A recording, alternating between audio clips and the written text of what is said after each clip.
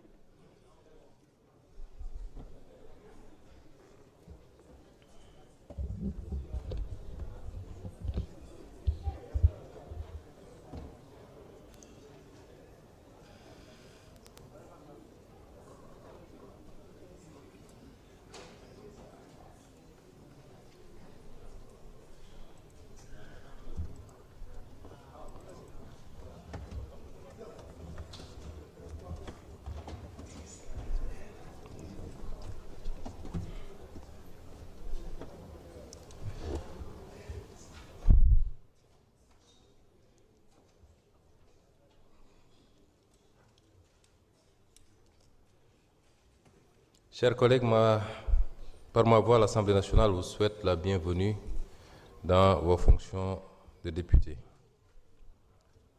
J'ai également reçu de nos collègues Marie-Angélique Mamselbe Diouf et Serigne Abdoulahat Ndiaye, nommés ministres, des demandes de suspension de leur mandat.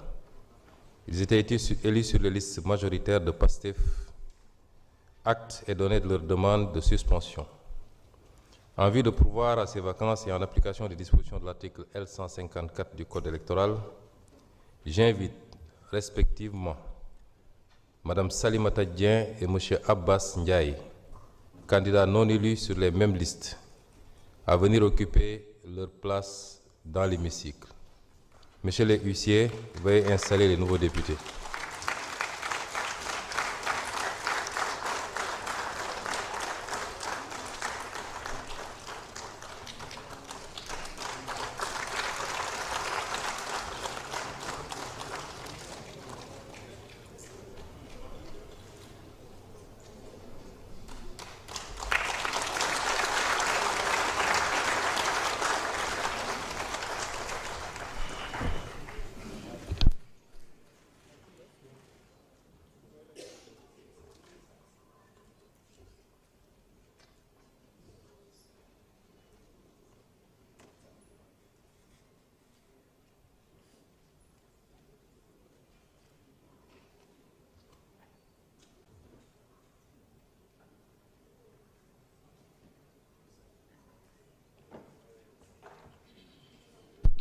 Chers collègues, par ma voix, l'Assemblée nationale vous souhaite la bienvenue dans vos nouvelles fonctions.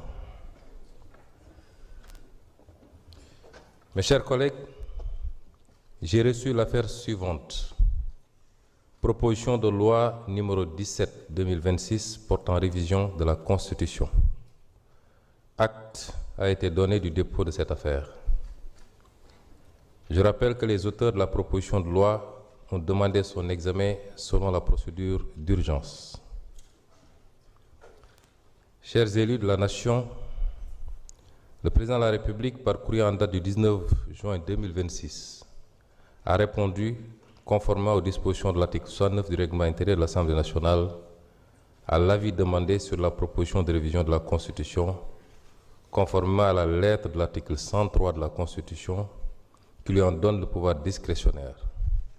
J'en ai immédiatement fait communication aux auteurs de la proposition et laisse le soin au Président de la République, s'il en éprouve le besoin, d'emporter le contenu à la connaissance du public.